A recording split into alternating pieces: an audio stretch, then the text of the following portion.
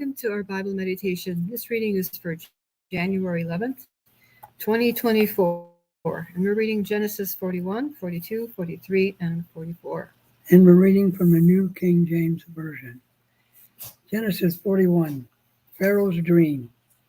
Then it came to pass at the end of 2 full years that Pharaoh had a dream, and behold, he stood by the river. Suddenly there came out of the river 7 cows, fine looking and fat, and they fed in the meadow. Then behold, 7 other cows came up after them out of the river, ugly and gaunt, and stood by the other cows on the bank of the river. And the ugly and gaunt cows ate up the 7 fine looking and fat cows. So Pharaoh woke, he slept, and he dreamt the second time, and suddenly 7 heads of grain come up on one stalk, plump and good. Then behold, 7 thin heads, blighted by the east winds, sprang up after them, and the 7 thin heads devoured the 7 plump and full heads. So Pharaoh awoke, and indeed it was a dream. Now it came to pass in the morning that his spirit was troubled, and he sent and called for all the magicians of Egypt and all his wise men. And Pharaoh told him his dreams, but there was no one who could interpret them for the Pharaoh. Then the chief butler spoke to the Pharaoh, saying, I remember my faults this day, when Pharaoh was angry with his servants and put me in custody in the house of the captain of the guard, both me and the chief baker. We each had a dream one night, he and I. Each of us dreamed according to the interpretation of his own dream. Now there was a young Hebrew man there with us, a servant of the captain of the guard, and we told him, and he interpreted our dreams for us. To each man he interpreted according to his own dream. And it came to pass, just as he interpreted for us, so it happened. He restored me to my office, and he hanged him. Then the Pharaoh sent and called Joseph, and they brought him quickly out of the dungeon, and he shaved, changed his clothing, and came to the Pharaoh. And the Pharaoh said to Joseph, I've had a dream, and there is no one who can interpret it, but I have heard it said of you that you can understand a dream to interpret it. So Joseph answered Pharaoh, saying, It's not in me. God will give Pharaoh an answer of peace. Then Pharaoh said to Joseph, Behold, in my dream I stood on the bank of a river. Suddenly 7 cows came up out of the river, fine looking and fat. They fed in a meadow. Then behold, 7 other cows came up after them, poor, ugly, and gaunt. Such ugliness I have never seen in all the land of Egypt. And the gaunt and ugly cows ate up the first 7, the fat cows. When they had eaten them, no one would have known they had eaten them, for they were just as ugly as the beginning.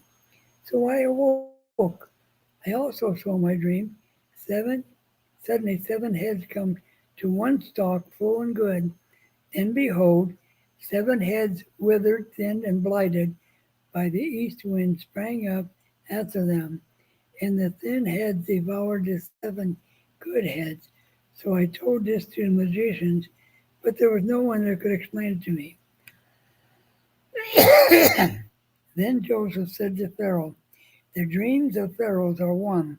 God has shown Pharaoh what he is about to do. The 7 good cows are 7 years, and the 7 good heads are 7 years. The dreams are one. And the 7 thin and ugly cows, which came up after them, are 7 years. And the 7 empty heads, blighted by the east winds, are 7 years of famine. This is the thing which I have spoken to Pharaoh. God has shown Pharaoh what he's about to do. Indeed, 7 years of great plenty will come throughout all the land of Egypt, but after them 7 years of famine will arise, and all the plenty will be forgotten in the land of Egypt, and the famine will deplete the land. So plenty will not be known in the land because of the famine following it will be very severe. And the dream was repeated to Pharaoh twice because the thing is established by God, and God will shortly bring it to pass. Now therefore, let Pharaoh select a discerning and wise man and set him over the land of Egypt. Let Pharaoh do this. Let him appoint officers over the land to collect 1/5 of produce of the land in the 7 plentiful years. And let them gather all the food, all those good years that are coming, and store up the grain under the authority of the Pharaoh, and let them keep food in the cities. Then that food shall be as a reserve for the land for the 7 years of famine, which shall be in the land of Egypt, that the land may not perish during the famine. Joseph's rise to power. So the advice was good in the eyes of the Pharaoh and in the eyes of all of his servants. And the Pharaoh said to his servant, can we find such a one as this, a man in whom is the Spirit of God? Then Pharaoh said to Joseph, inasmuch as God has shown you all this, there is no one as discerning and wise as you.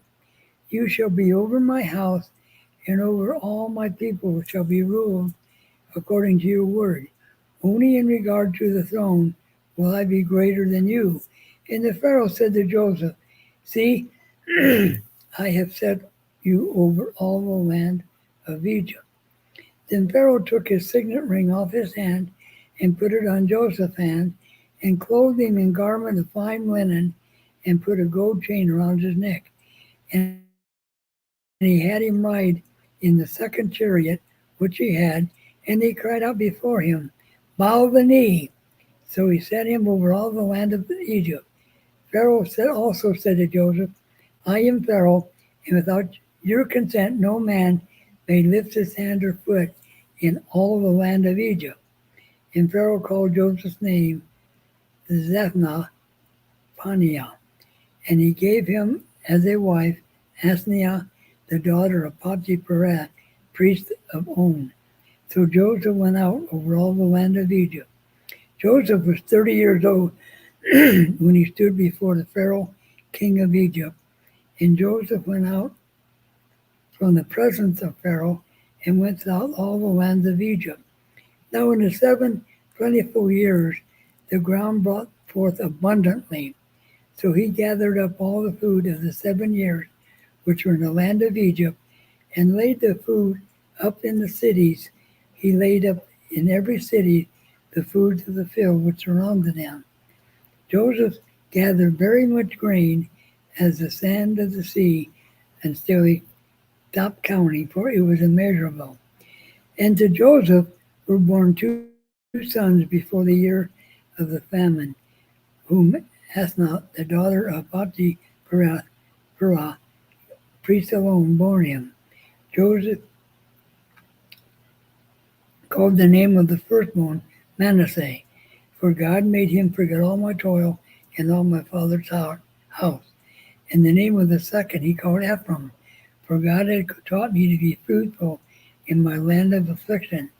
Then the 7 years of plenty which were in the land of Egypt ended, and the 7 years of famine began to come, as Joseph had said. The famine was in the land, but in all the land Egypt there was bread. So when all the land of Egypt was famine, the people cried to Pharaoh for bread. Then the Pharaoh said to all the Egyptians, go to Joseph, whatever he says to you, you do. The famine was all over the face of the earth, and Joseph opened all the storehouses and sold to the Egyptians. And the famine became severe in the land of Egypt. So all the countries came to Joseph in Egypt to buy grain, because the famine was severe in all the lands. Genesis 42. Joseph's brothers go to Egypt. When Jacob saw that there was grain in Egypt, Jacob said to his sons, why do you look at one another? And he said, indeed, I have heard that there is grain in Egypt.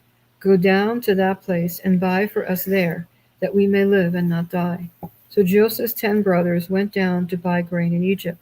But Jacob did not send Joseph's brother Benjamin with his brothers, for he said, lest some calamity befall him. And the sons of Israel went to buy grain among those who journeyed, for the famine was in the land of Canaan. Now Joseph was governor over the land, and it was he who sold to all the people of the land. And Joseph's brother came and bowed down before him with their faces to the earth. Joseph saw his brothers and recognized them, but he acted as a stranger to them and spoke roughly to them. Then he said to them, "Where do you come from?" And they said, "From the land of Canaan to buy food." So Joseph recognized his brothers, but they did not recognize him.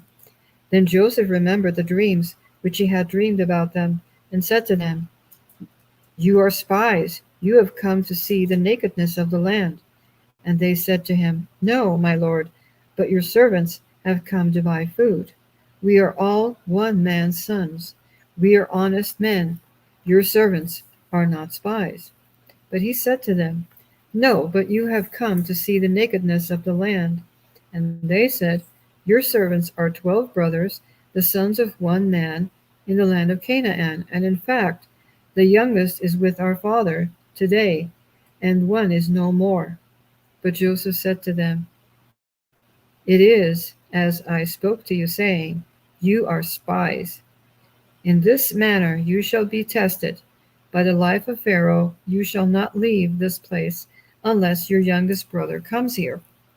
Send one of you, and let him bring your brother, and you shall be kept in prison, that your words may be tested to see whether there is any truth in you. Or else, by the life of Pharaoh, surely you are spies."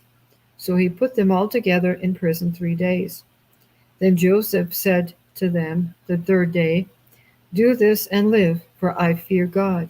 If you are honest men, let one of your brothers be confined to your prison house, but you go and carry grain for the famine of your houses. And bring your youngest brother to me, so your words will be verified, and you shall not die." And they did so.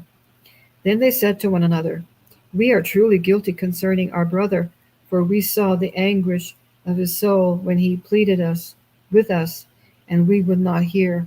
Therefore this distress has come upon us." And Reuben answered them, saying, "Did I not speak to you, saying, 'Do not sin against the boy,' and you would not listen? Therefore, behold, his blood is now required of us." But they did not know that Joseph understood them, for he spoke to them through an interpreter. And he turned himself away from them and wept. Then he returned to them again and talked with them. And he took Simeon from them and bound him before their eyes. The brothers returned to Canaan. Then Joseph gave a command to fill their sacks with grain, to restore every man's money to his sack, and to give them provisions for the journey. Thus he did for them. So they loaded their donkeys with the grain and departed from there. But as one of them opened his sack to give his donkey feed at the encampment, he saw his money, and there it was in the mouth of his sack. So he said to his brothers, "My money has been restored, and there it is in my sack." Then their hearts failed them, and they were afraid, saying to one another, "What is this that God has done to us?" Then they went to Jacob, their father in the land of Canaan, and told him all that had happened to them, saying, "The man who is Lord of the land spoke roughly to us, and took us for spies of the country. But we said to him, 'We are honest men, we are not spies. We are 12 brothers, sons of our father. One is no more, and the youngest is with our father this day in the land of Canaan.' Then the man, the Lord of the country, said to us, 'By this I will know that you are honest men. Leave one of your brothers here with me, take food for the famine of your households, and be gone. And bring your youngest brother to me, so I shall know that you are not spies, but that you are honest men. I will grant your brother to you, and you may trade in the land.' Then it happened, as they emptied their sacks, that surprisingly each man's bundle of money was in the sack. And when they and their father saw the bundles of money, they were afraid. And Jacob their father said to them, You have bereaved me. Joseph is no more, Simeon is no more, and you want to take Benjamin? All of these things are against me. Then Reuben spoke to his father, saying, Kill my 2 sons, if I do not bring him back to you. Put him in my hands, and I will bring him back to you. But he said, My son shall not go down with you, for his brother is dead, and he is left alone. If any calamity should befall him along the way in which you go, then you would bring down my gray hair with sorrow to the grave. Genesis 43. Joseph's brothers returned with Benjamin. Now the famine was severe in the land, and it came to pass when he had eaten up the grain which he had bought from Egypt, that the father said to them, Go back, buy us a little food. But Judah spoke to him, saying, The man solemnly warned us, saying, You shall not see my face unless your brother is with you. If you send our brother with us, then we'll go down and buy you food. But if you will not send him, we will not go down, for the man has said to us, You shall not see my face unless your brother is with you. And Israel said, Why do you deal so wrongly with me as to tell the man whether you had still another brother? But they said, The man asked us pointedly about ourselves and our family, saying, Is your father still alive? Have you another brother? And we told him according to these words, could we possibly have known that he would say, Bring your brother down? Then Judah said to Israel his father, Send the lad with me, and we will rise up and go, that we may live and not die, both we and you, and also our little ones. I myself will be surety for him. From my hand you shall require him. If I do not bring him back to you, set him before you, then let me bear the blame forever. For if we had not lingered, surely now we would not have returned a second time. And their father Israel said to them, If it must be so, then do this. Take some of the best fruit of the land in your vessel, and carry down a present for the man, a little balm, a little honey, spices, myrrh, pistachio nuts, and almonds. Take double money in your hand. Take back your hand the money that was returned in the mouth of the sacks. Perhaps it was an oversight. Take your brother also, and arise and go back to the man. And may God Almighty give you mercy before this man, that he may release your other brother and Benjamin. If I am bereaved, I am bereaved. So the men took that present and Benjamin, and they took double money in their hands, arose and went down to Egypt, and they stood before Joseph. When Joseph saw Benjamin with them, he said to the steward of his house, Take these men to my house and slaughter an animal and make ready, for these men will dine with me at noon. Then the man did as Joseph ordered and brought the men into Joseph's house. Now the men were afraid because they were brought into Joseph's house, and they said, It is because of money which returned to our sacks the first time that we bought in, so that he may make a case against us, seize us, and take us as slaves with our donkeys.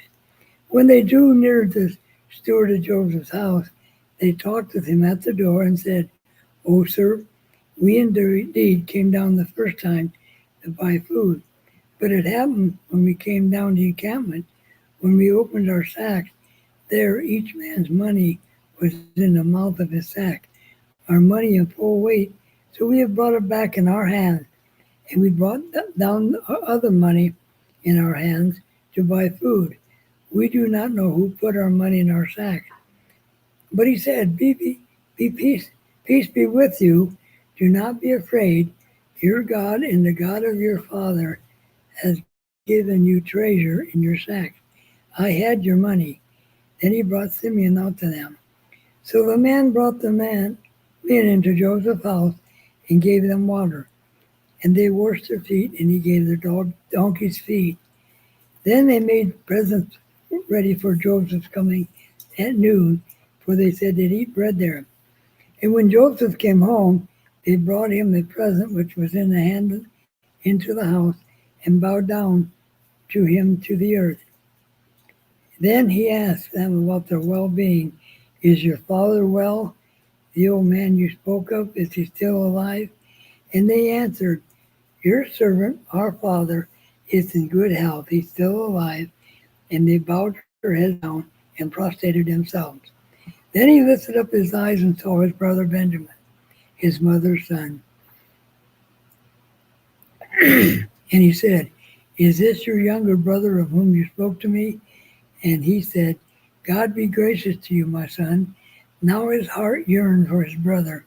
So Joseph made haste and sought somewhere to weep. And he went into his chambers and wept there. Then he washed his face and came out. He restrained himself and said, serve the bread.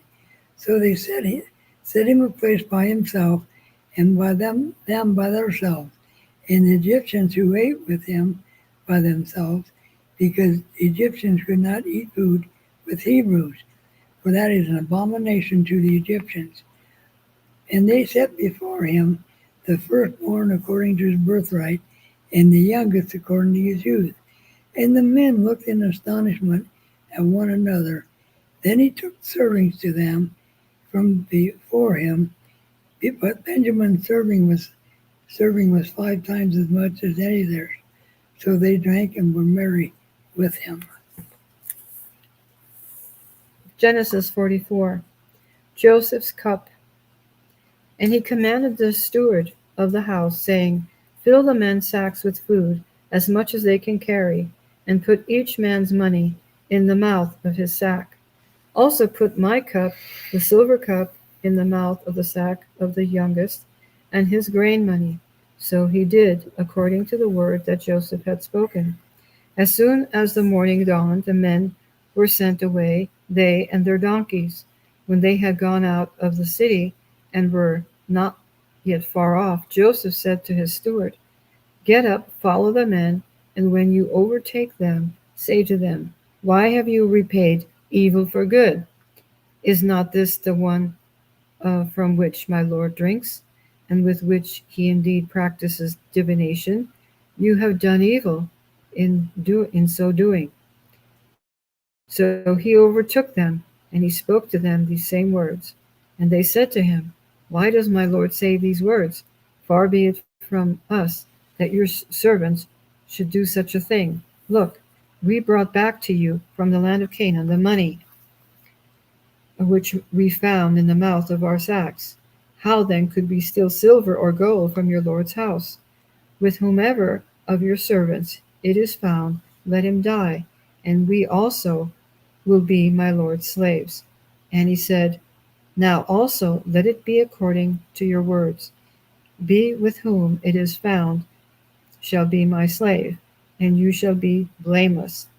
Then each man speedily let down his sack to the ground, and each opened his sack. So he searched. He began with the oldest and left off with the youngest, and the cup was found in Benjamin's sack. Then they tore their clothes, and each man loaded his donkey and returned to the city. So Judah and his brothers came to Joseph's house, and he was still there, and they fell before him on the ground. And Joseph said to them, what deed is this you have done? Did you not know that such a man as I can certainly practice divination? Then Judah said, what shall we say to my Lord?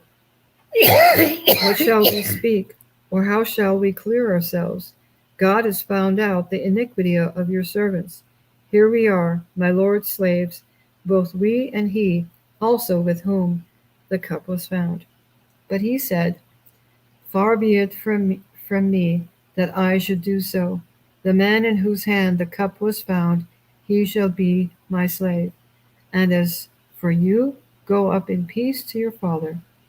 Judah intercedes for Benjamin. Then Judah came near to him and said, O my Lord, please let your servant speak a word in my Lord's hearing, and do not let your anger burn against your servant, for you are even like Pharaoh. My Lord asked his servant, saying, Have you a father or a brother? And we said to my Lord, We have a father, an old man, and a child of his old age, who is young. His brother is dead, and he alone is left of his mother's children, and his father loves him. Then you said to your servants, Bring him down to me, that I may set my eyes on him. And we said to my Lord, The lad cannot leave his father, for if he should leave his father would die. But you said to your servants, Unless your youngest brother comes down with you, you shall see my face no more. So it was, when we went up to your servant my father, that we told him the words of my Lord. And our father said, Go back and buy us a little food. But we said, We cannot go down if our youngest brother is with us. Then we will go down, for we may not see the man's face unless our youngest brother is with us. Then your servant, my father, said to us, You know that my wife bore me 2 sons, and the one went out from me. And I said, Surely he is torn to pieces, and I have not seen him since. But if you take this one also from me, and calamity befalls him, you shall bring down my gray hair with sorrow to the grave.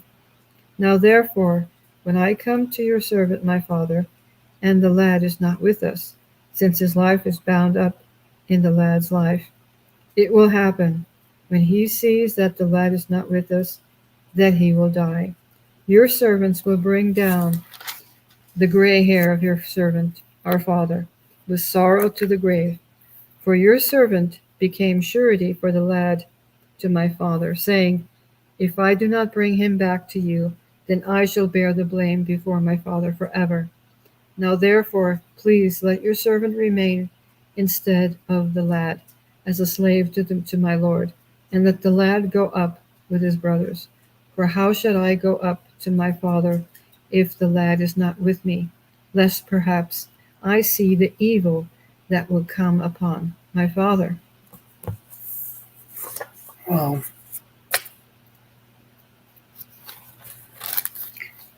We'll find out the rest in our next reading, right? Yeah. Put you on the edge of your seat, some. Yeah. I mean, we know how the story goes. Of course. But, having read it several times. yeah. Folks, you got to realize this is not Bible study. This is merely reading the scriptures. Yeah, so we just want to encourage everybody to read and then study on your own. Because we do study also, but we don't do it on here, Right. on live. So just to encourage everybody, right? So, But it's an interesting story, yeah, it is. especially for you out there that have dreams. And later on, when the dream comes true, you realize what the dream meant. At that time, you couldn't interpret it. Yeah, I get that on occasion. It's always afterwards I go, oh, that's what it meant. Right. Right. So, Very important for you to understand. Read the scriptures. so that concludes our reading for today, and we'll be back. God bless you all. Be blessed.